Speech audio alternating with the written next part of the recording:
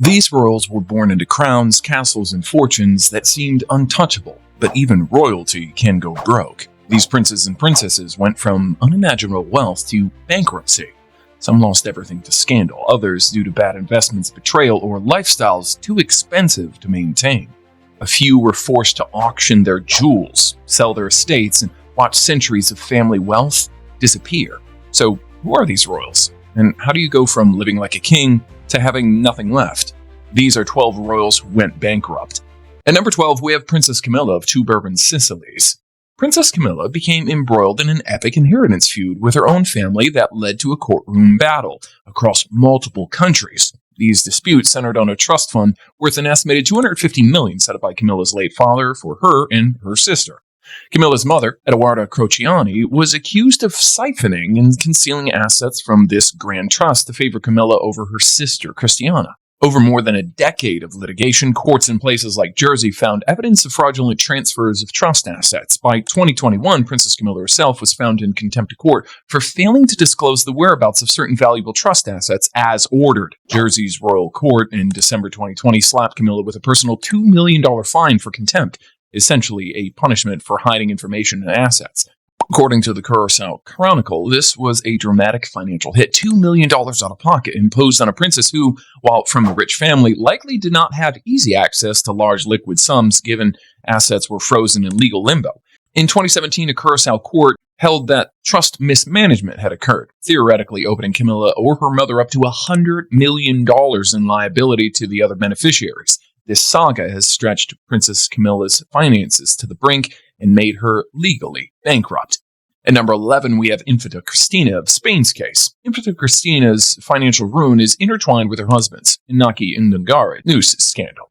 While Christina was acquitted of deliberate wrongdoing, she was found civilly liable for benefiting from the tax scandal. Her fall from grace had severe economic repercussions. Once a prosperous princess with a sizable inheritance and a posh lifestyle, Christina saw her fortune evaporate in a few short years. In 2015, when the Palma Court set a $2 million civil liability bond on her, Christina was forced to relinquish virtually all her liquid assets and made her legally bankrupt. This included proceeds from the sale of the Parables mansion that were allocated to cover her share of the bond. She and Inaki had bought that mansion with a combination of her personal funds and a mortgage. After selling it under judicial supervision, none of the money went back to her. It went to a down payment of the mortgage and then into a court escrow. Effectively, Christina lost her home and any equity she had in it. According to Al Jazeera, additionally, in 2018, the court ordered her to pay a fine of $136,000 plus for civil liability as a beneficiary of her husband's tax scandal. Beyond direct payments, Christina's overall financial standing took a hit. She went from living off investment income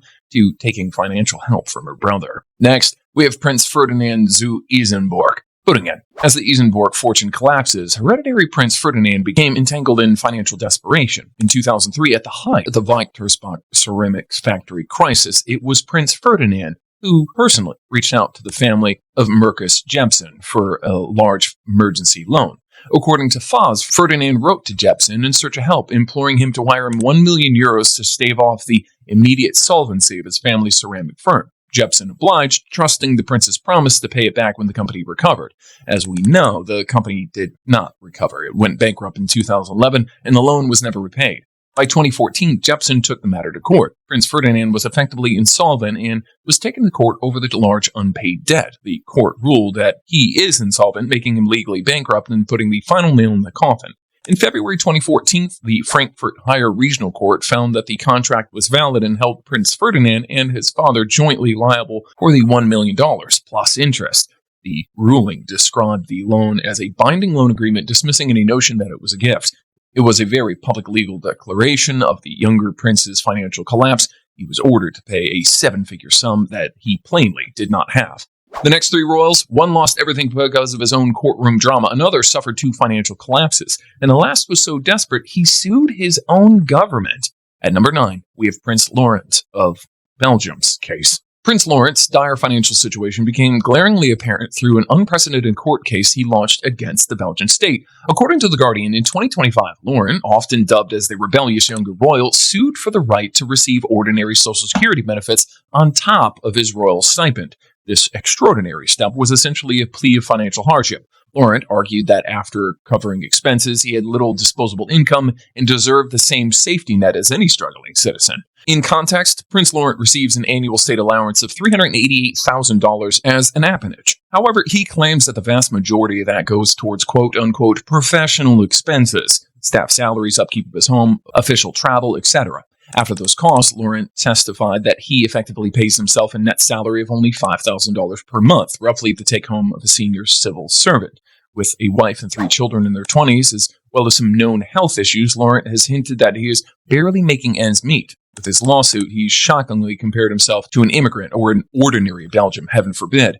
This bid was the first of its kind by a Belgian royal, and it exposed Laurent's financial desperation to public scrutiny. He was termed legally bankrupt and revealed that a royal cannot support himself on his income. Next, we have Marcus Prince von Anhalt's case. Long before Marcus Prince von Anhalt flaunted Maybachs and champagne, he knew poverty. His early life was marked by family bankruptcy that left him in destitution. Marcus grew up in a wealthy household, and his parents owned a successful jewelry business. However, when he was about 12 years old, disaster struck. His father's jewelry company went insolvent. The collapse here was drastic. The Everhards had to give up their luxury villa and move into a modest 4-room flat. For a boy accustomed to affluence, this fall from grace was formative. Bankruptcy forced Marcus to start working odd jobs in his teens to support family. Effectively, the future prince experienced personal bankruptcy through his family, with everything they owned seized by creditors. This early brush with insolvency propelled Marcus to hustle. By 16, he was apprenticing as a butcher and running a side cleaning business, determining to never be broken again. Eventually, through gritty entrepreneurialism, he amassed a fortune in nightclubs, but remarkably, even after becoming rich, Marcus would face financial ruin again. Imprisonment and fines in the 2010s for tax scandals wiped him out a second time. According to Wikipedia, in 2014, he was sentenced for evading $1.5 million in taxes, serving 2 years in custody, and owing heavy penalties, making him legally bankrupt again. At number 7, we have Prince George Frederick of Prussia's case. The House of Hohenzollern was Germany's ruling dynasty until Kaiser William II abdicated in 1918, ending the monarchy after that. After his abdication, most royal properties in Prussia, palaces, estates, and vast art collections were confiscated by the Weimar Republic. However, in 1926, the law of assets of the former royal house, a partial settlement, returned some properties and allowed the family to keep certain private holdings. Fast forward to 1945, when Soviet troops and East German authorities seized the remaining Hohenzollern assets in Brandenburg and in Berlin.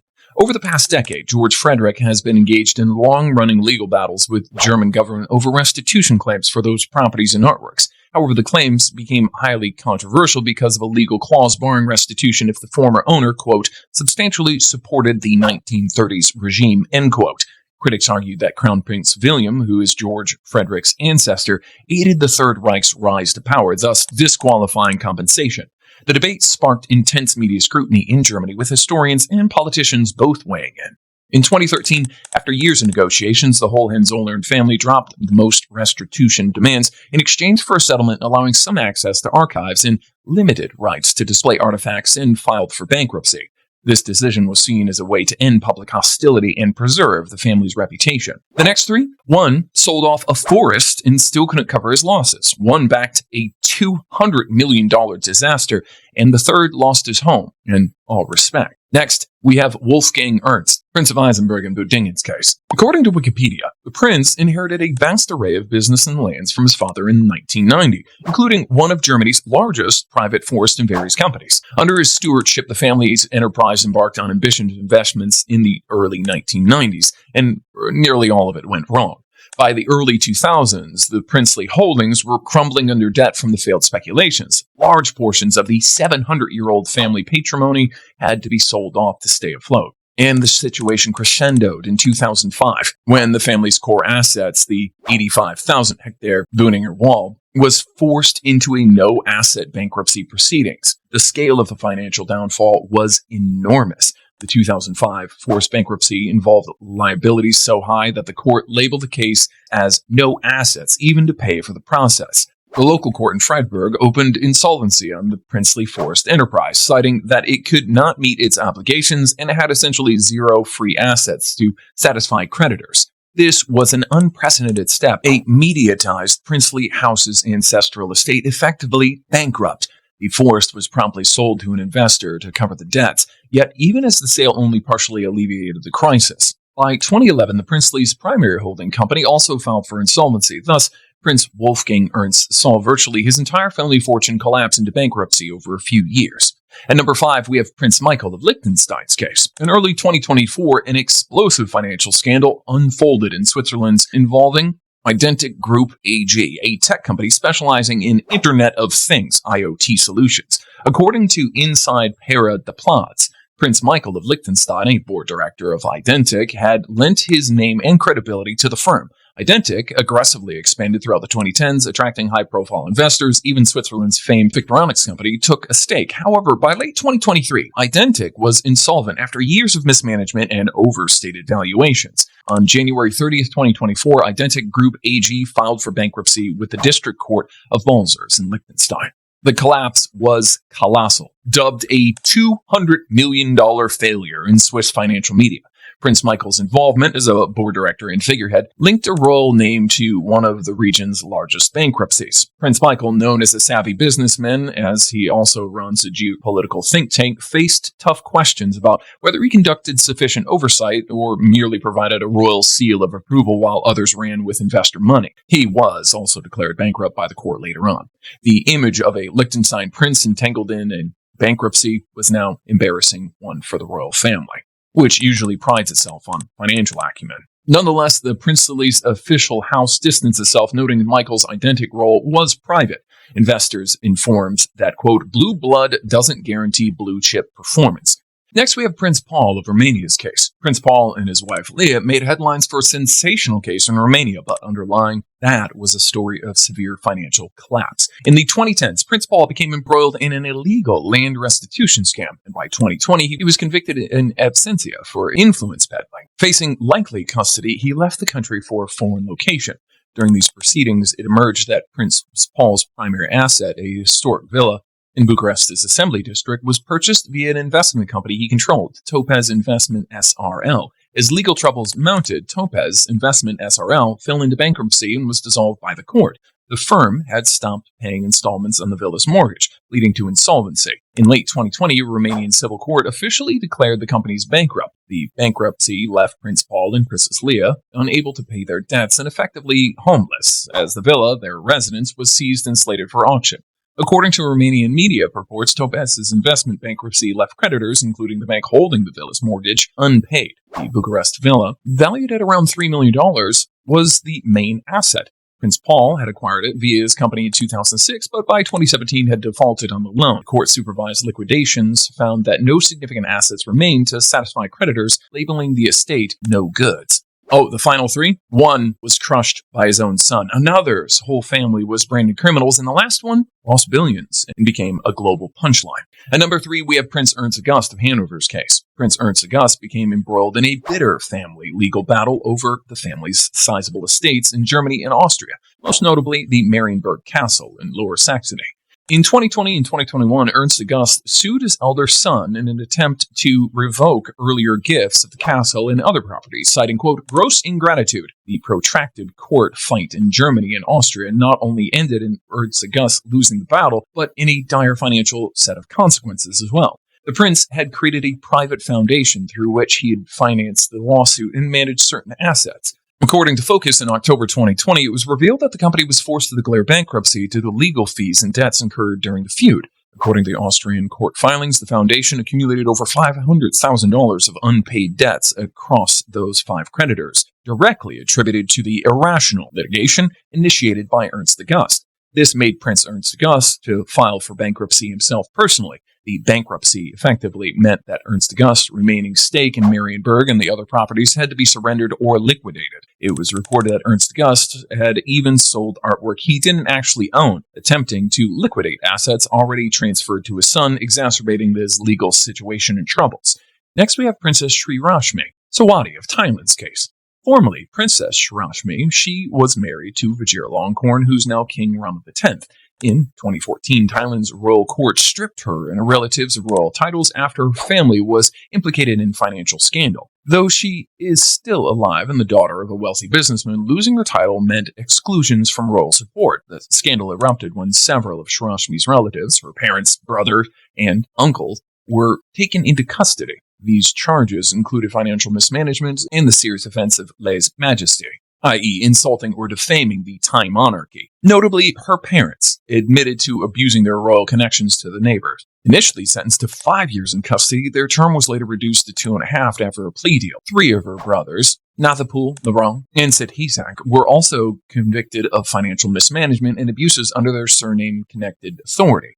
They received 5.5-year sentences, reduced to 2.5 years each. Media noted that after divorcing the king, Rashmi left the royal house with only a small amount of cash settlement. Her scandal-tarnished family has since lived quietly. Her future security depends on living off what she received at the divorce. According to Yahoo News Singapore, her departure from the royal household came after the custody of close relatives. She subsequently retired from public life and entered monastic seclusion to forget about her bankruptcy status.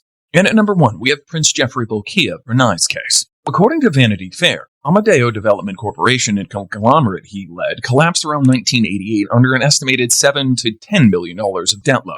This corporate failure followed revelations that Geoffrey had allegedly misused approximately $14.8 billion in government funds during his tenure at the Brunei Investment Agency. Thousands of his assets were forcibly reclaimed or sold, over 500 properties, nearly 2,000 luxury cars, 100-plus artworks, yachts, jets, and the real estate all abroad. A marathon auction of Amadeo's assets in 2001 generated roughly $7.8 million in return, far less than what was owed. In May 2020, he and the Brunei government reached an out-of-court settlement, although much of the disputed funds remained unrecovered.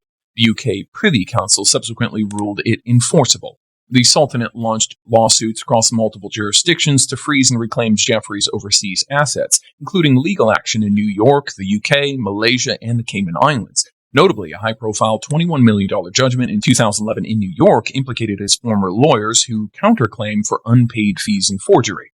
With asset seizures and ongoing litigation, Prince Geoffrey declared personal bankruptcy. Numerous court orders across jurisdictions demand the return of assets, while many were reclaimed, gaps remain. His lavish lifestyle and diminished means became emblematic of royal financial recklessness. The fall of Amadeo represents a massive corporate bankruptcy with debts in the billions and huge asset forfeitures, which caused a personal bankruptcy too. With this, we end today's video. We'll be back soon with a new video. Until then, happy watching and do subscribe to our channel if you still haven't.